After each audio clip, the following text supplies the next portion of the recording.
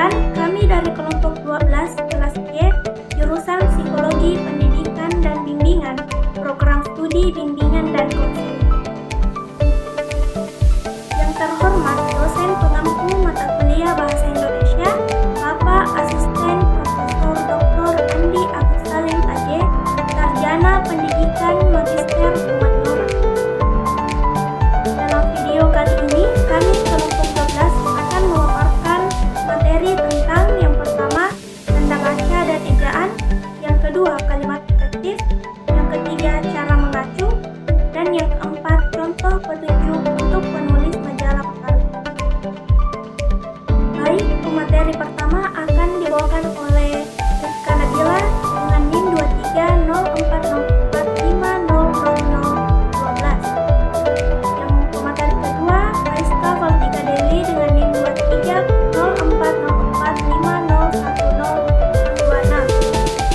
Dan materi ketiga, saya sendiri Nurul Hidayah dengan NIM 230404500033. Adapun materi yang akan saya bahas yaitu mengenai lampiran A, tanda baca dan ejaan. Tanda baca dan ejaan seringkali tidak diperhatikan dan dianggap tidak penting. Padahal dalam pemeriksaan makalah, misalnya tanda baca dan ejaan ini sangatlah penting. Baik, pembahasan pertama yaitu tanda baca. Tanda baca merupakan pengganti intonasi, nada, dan tekanan yang muncul dalam ragam lisan. Tanda baca dapat membantu pembaca untuk memahami jalan pikiran penulisnya. Alangkah sulitnya kita memahami suatu tulisan bila tidak dilengkapi dengan tanda baca. Adapun kaidah pemakaian tanda baca dalam sistem ejaan kita meliputi kaidah pemakaian yang pertama, tanda titik. Tanda titik ini biasa digunakan pada singkatan nama orang dan singkatan gelar akademik. Adapun pada judul yang merupakan kepala karangan, judul bab dan subbab, kepala ilustrasi, dan tabel tidak menggunakan tanda titik. Selanjutnya ada tanda koma. Tanda koma digunakan di antara unsur-unsur dalam suatu perincian atau pembilangan yang terdiri atas 3 unsur atau lebih. Tiap unsur dibatasi tanda koma termasuk sebelum kata dan. Jika rincian itu hanya 2 unsur, sebelum kata dan tidak dibubuhkan tanda koma. Tanda koma tidak digunakan ketika kutipan langsung berakhir dengan tanda tanya atau tanda seru. Selanjutnya ada tanda titik koma. Tanda titik koma digunakan untuk memisahkan kalimat yang setara dalam suatu kalimat majemuk sebagai pengganti kata penghubung. Hal yang perlu diperhatikan adalah jika digunakan tanda titik koma, sebelum perincian terakhir tidak perlu digunakan kata dan.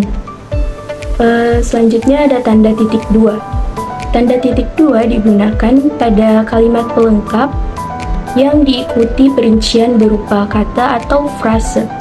Titik 2 tidak digunakan sebelum perincian yang merupakan pelengkap kalimat, atau karena kalimat pengantarnya belum lengkap, titik 2 tidak perlu dicantumkan. Selanjutnya ada tanda hubung. Tanda hubung biasanya digunakan untuk menyambung unsur-unsur kata berulang seperti berjalan-jalan, terus-menerus, berlari-larian, dan lain sebagainya. Selanjutnya ada tanda pisah. Tanda pisah ini digunakan untuk membatasi penyisipan kata atau kalimat yang memberi penjelasan khusus di luar bangun kalimat.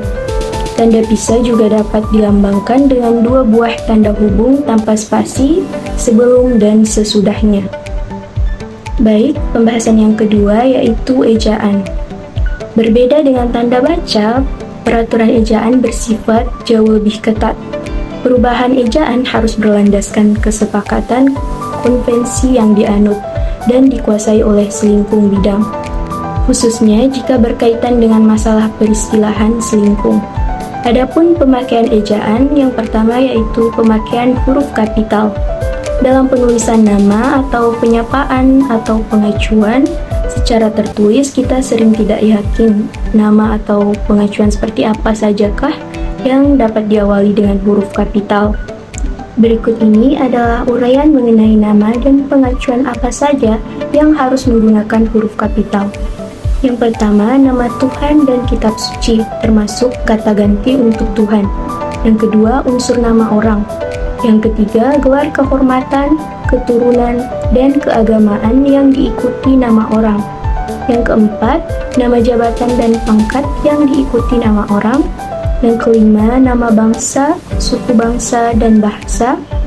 Yang keenam, nama tahun, bulan, hari, hari raya, dan peristiwa bersejarah. Yang ketujuh, ada nama geografi. Yang kedelapan, semua unsur nama negara, lembaga pemerintah, dan ketatanegaraan, dan nama dokumen resmi. Yang kesembilan, ada setiap unsur bentuk ulang sempurna yang terdapat dalam nama badan, lembaga pemerintah, dan ketatanegaraan, serta dokumen resmi. Selanjutnya ada pada nama buku, majalah, surat kabar, dan judul karangan, kecuali kata depan dan kata hubung yang tidak terletak di awal kalimat. Selanjutnya, unsur singkatan, nama gelar, pangkat, dan sapaan. Selanjutnya ada kata penunjuk hubungan kekerabatan yang digunakan dalam penyapaan dan pengacuan. Dan yang terakhir ada kata ganti Anda. Huruf kapital tidak digunakan jika gelar, jabatan, dan pangkat tidak diikuti nama orang, nama instansi, atau nama tempat. Contohnya pada kalimat, siapa yang akan menjadi presiden? Yang kedua, jika nama orang digunakan sebagai nama jenis atau satuan ukuran. Misal, lampu 20 watt, 220 volt. Yang terakhir, jika huruf pertama nama bangsa, suku, dan bahasa dipakai sebagai bentuk dasar kata turunan, seperti kata sifat. Contohnya pada kalimat, logatnya ke Belanda-Belandaan. Selanjutnya ada pemakaian huruf miring. Berikut beberapa contoh pemakaiannya. Yang pertama, huruf miring dipakai untuk menulis nama, buku, majalah, dan surat kabar yang dikutip dalam tulisan. Contohnya majalah bahasa. Selanjutnya, huruf miring dipakai untuk menegaskan kata. Contohnya, huruf pertama kata aku adalah A. Yang terakhir, huruf miring dipakai di nama ilmiah. Contohnya, politik divided et impera. Selanjutnya ada penulisan angka dan bilangan. Yang pertama, angka digunakan untuk menyatakan lambang bilangan atau nomor. Dalam tulisan, umumnya digunakan angka Arab atau angka Romawi. Yang kedua, angka digunakan untuk menyatakan ukuran panjang, berat, luas, dan isi. Satuan waktu, jangka waktu atau tanggal. Yang ketiga, nilai uang dan kuantitas. Yang ketiga ini, angka biasanya digunakan untuk melambangkan nomor jalan, rumah, apartemen, atau kamar pada suatu alamat. Yang keempat, angka digunakan untuk menomori bagian karangan dan ayat kitab suci. Yang kelima, penulisan lambang bilangan dengan huruf dilakukan dengan memisahkan tiap nama bilangan. Selanjutnya, bilangan tidak perlu ditulis dengan angka dan huruf sekaligus dalam teks kecuali dalam dokumen resmi seperti formulir bank, akta, atau kwitansi. Selanjutnya, jika bilangan dilambangkan dengan angka dan huruf, penulisannya harus tepat. Lambang bilangan pada awal kalimat tidak boleh ditulis dengan angka. Jika perlu, susunan kalimat diubah sehingga bilangan yang tidak dapat dinyatakan dengan satu atau dua kata tidak terdapat di awal kalimat. Selanjutnya, kalimat efektif. Kalimat efektif adalah kalimat yang dirancang dengan baik dan dapat menyampaikan pesan atau informasi dengan jelas dan tepat kepada pembaca atau pendengar. Kalimat yang efektif adalah kalimat yang secara jitu atau tepat mewakili gagasan atau perasaan penulis. Untuk dapat membuat kalimat yang efektif, ada 7 hal yang harus diperhatikan, yaitu yang pertama, kesatuan gagasan. Seperti halnya paragraf, Gagasan sebuah kalimat harus jelas. Jika gagasan utama sebuah paragraf terletak dalam kalimat pokok atau utama, gagasan utama kalimat terletak pada subjek dan predikat kalimat. Sebuah kalimat, terutama kalimat dalam laras ilmiah, harus mengandung sebuah subjek dan predikat. Ketentuan tersebut dapat dilanggar dalam laras komik, laras dongeng, atau tulisan berjenis narasi dan deskripsi. Dalam tata bahasa Indonesia, dikenal 5 fungsi dalam kalimat. Masing-masing adalah subjek, predikat, objek, pelengkap, dan keterangan, dan masing-masing memiliki fungsi dalam kalimat. Yang kedua, kepaduan. Kepaduan adalah hubungan timbal balik yang baik dan jelas di antara unsur-unsur yang membentuk kalimat, dan hubungan itu harus logis dan jelas bagi pembaca. Yang ketiga, penalaran. Penalaran adalah suatu alur berpikir agar kalimat dapat dipertanggungjawabkan, dapat dipahami dengan mudah, cepat, tepat, serta tidak menimbulkan kesalahpahaman. Ada 3 macam hubungan logis, yaitu yang pertama, hubungan koordinatif atau setara. Hubungan koordinatif adalah hubungan setara di antara bagian-bagian kalimat atau proporsional. Yang kedua, hubungan korelatif atau saling kait. Hubungan korelatif adalah hubungan saling kait di antara bagian-bagian kalimat. Yang ketiga, hubungan subordinatif atau kebergantungan. Hubungan subordinatif adalah hubungan kebergantungan di antara induk kalimat dan anak kalimat. Yang keempat, kehematan atau ekonomi bahasa. Kehematan adalah penggunaan kalimat yang tidak berbelit-belit dan tidak boros kata. Kehematan menyangkut kemahiran dalam soal kaidah bahasa dan pengetahuan berkata. Kehematan tidak berarti bahwa kata yang dibutuhkan atau kata yang menambah nilai artistik boleh dihilangkan. Ada beberapa cara memperoleh kehematan. Yang pertama, menggunakan kata yang lugas. Yang kedua, menghindari penggunaan subjek yang sama. Yang ketiga, menghindari penggunaan hiponomi. Yang keempat, menghindari penggunaan kata depan di awal kalimat. Dan yang keenam, menghindari penggunaan kata ulang jika sudah ada kata bilangan. Yang kelima, penekanan dalam kalimat. Penekanan adalah usaha penulis untuk menampilkan fokus dalam kalimat. Penekanan diberikan untuk menjaga minat pembaca. Dalam ragam lisan, penekanan dapat diperoleh dengan memberi tekanan pada kalimat dengan intonasi tertentu disertai dengan mimik dan gerak tubuh. Dalam ragam tulis, ada berbagai cara untuk memberi tekanan kepada kita dalam sebuah kalimat, yaitu yang pertama, mengubah posisi dalam kalimat, yaitu dengan meletakkan kata atau kelompok kata yang penting di awal kalimat. Yang kedua, mengulang kata yang dianggap penting dalam kalimat. Yang ketiga, mempertentangkan sebuah kata atau gagasan dengan kata atau gagasan lain dalam kalimat sehingga muncullah gagasan yang dipentingkan. Yang keempat, memberi partikel penekanan pada kata yang akan ditonjolkan dalam kalimat. Yang keenam adalah kesejajaran. Kesejajaran adalah perincian beberapa unsur yang sama penting dan sama fungsinya secara berurutan dengan kalimat. Kesejajaran atau paralelisme itu terwujud dalam bentuk sebagai berikut. Yang pertama, jika urutan dinyatakan dalam kelompok kata atau frase, urutan berikutnya harus dinyatakan dalam kelompok kata atau frase juga. Yang kedua, jika urutan dinyatakan dalam kelas kata tertentu, urutan berikutnya harus dinyatakan dalam kelas kata yang sama juga. Yang terakhir adalah variasi. Variasi adalah penggunaan berbagai pola kalimat untuk mencegah kebosanan pembaca dan untuk menjaga agar minat dan perhatian pembaca tetap terpelihara. Ada beberapa variasi dalam kalimat, yakni yang pertama, cara mengawali kalimat, yang kedua, panjang pendek kalimat, yang ketiga, jenis kalimat, yang keempat, kalimat aktif dan pasif, dan yang kelima, kalimat langsung dan tidak langsung. Materi selanjutnya yaitu cara mengacu. Dalam kegiatan penulisan ilmiah, tidak seorang penulis pun berhak menambahkan pendapatnya pada apa yang ditulisnya, apalagi menyatakan bahwa pendapat tersebut adalah pendapat pribadinya. Dalam dunia ilmiah, setiap komentar, setiap setiap pendapat, bahkan setiap kata harus dipertanggungjawabkan penulis. Bentuk pertanggungjawaban tertulis yang lazim adalah kegiatan penulisan ilmiah adalah rujukan atau acuan.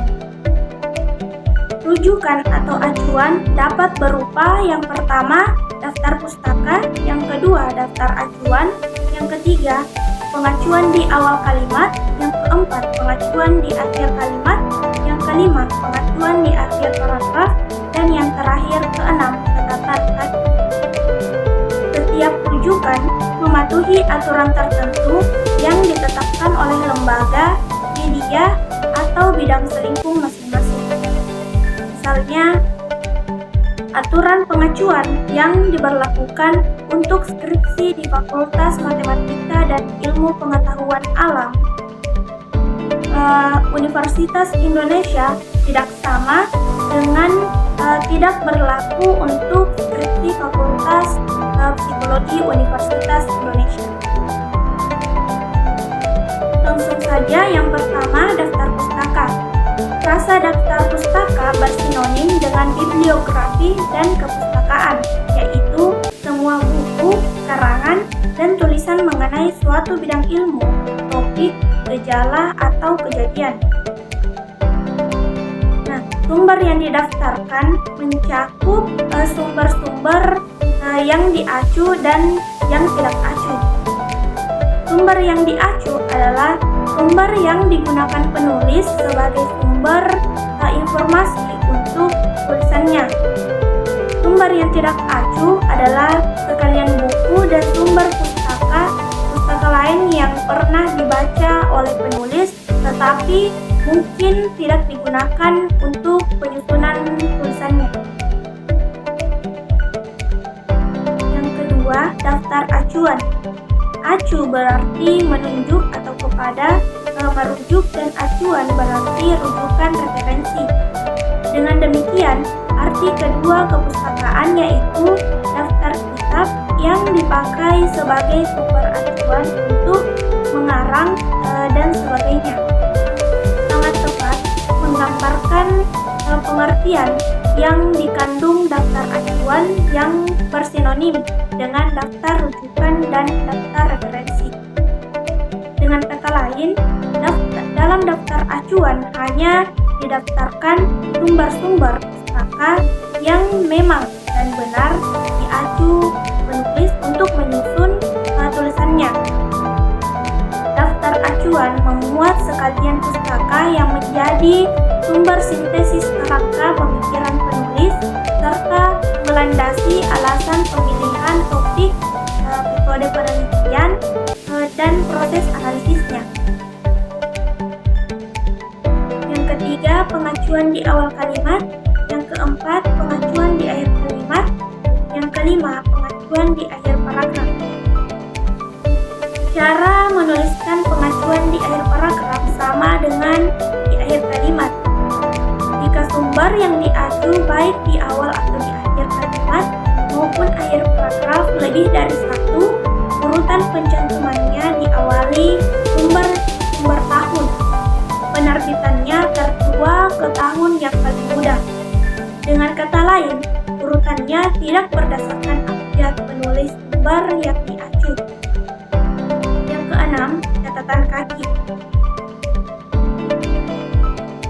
Catatan kaki adalah keterangan yang dicantumkan pada margin bawah pada halaman buku. Biasanya dicetak dengan huruf yang lebih kecil daripada huruf teks guna menambahkan rujukan uraian di dalam naskah pokok.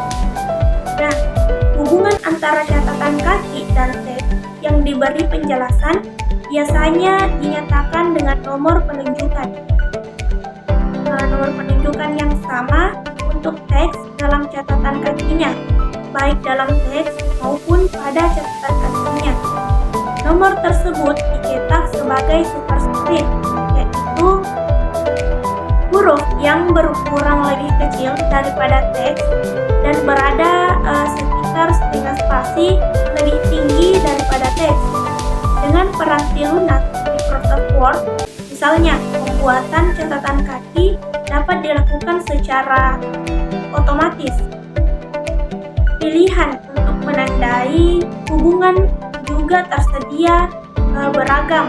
Misalnya dapat berupa nomor urut angka Arab, angka Romawi kecil, huruf kecil, tanda asterik atau tanda salib.